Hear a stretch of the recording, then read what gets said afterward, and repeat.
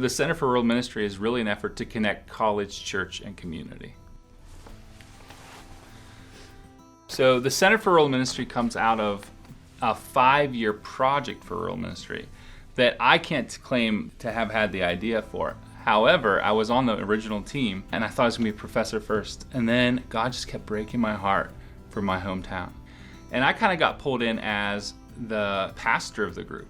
And then as the project went along, we had to start asking questions about, is this worth sustaining? Because sometimes you could have a project that you're like, this was a great project, but it's not worth sustaining. But our team discerned there's something really valuable here. And so as we started thinking about how do you sustain this, the team said, Charlie, we think you're the person to lead it in the next phase, which was a huge honor that they had confidence in me. I kind of felt like God's call had been on it because I cared so deeply about small places like the one I'm from. I think, small churches, rural churches are some of the best kept secrets in the Christian world, and we need to get students into them. ICO stands for Inter-Community Outreach, and they are student-led, student-funded service trips that happen over break. CRM-ICO trips are really unique because we never leave our missions field. It's really wonderful, the ICO trips that get to go out all the way to Guatemala, to Tucson, wherever that the Lord calls these people. But for our ICO trips, we literally never leave our rural context, and we partner with ministry partners already in existence at these location sites, and we just get to come alongside them for a week and be able to provide mutual encouragement, give them manpower, whatever these ministry partners are looking for. These trips actually help students wrestle with the reality. There can be small, vibrant, healthy churches, and they can be great places to serve, to raise a family, to be fed, and to contribute. And so through these trips, students that have never set foot in small churches do. They connect over meals with pastors. One of the things we emphasize about these trips is it's not just go build something. Sure, go build something if they need it. Go paint a wall.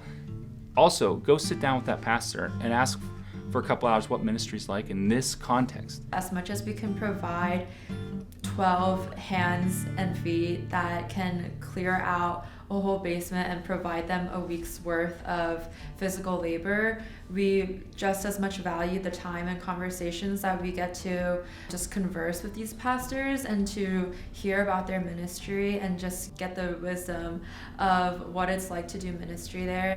We have had 15 different professors do service learning projects with us. I think working specifically with Professor Barrios' class this term to do a research project for the Center for Rural Ministry as a service learning project that will help us understand how to connect with students. Each semester we work with a different pastoral church client, and we build a project around whatever the research needs of that client are. The students are performing a service, if you will, to the organization, but they're also learning in the process. They're learning real life skills as we act as communication consultants to our pastoral clients. As a student, you get to work on something that your class would be working on anyway, but this one specifically is tailored to the needs of a local church.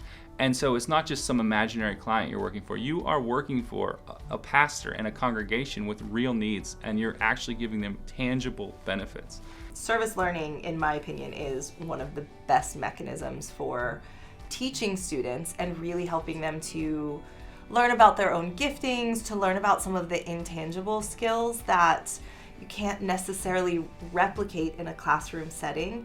I think it puts Grove City on the map in a new kind of way, but it does so with just such a laid down, humble position of learning from one another and of being who we are, where we are, and connecting with those who are around us. I was talking to God, and the gratitude for being able to be part of something like this has been meaningful. It's been a way I've connected with God, because so often we have those things we know in our life that, man, if I could only do something about this, if only I knew how to make a difference.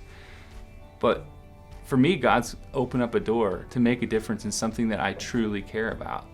Small churches, rural places, people that feel forgotten, and the gratitude that I have about that is enormous.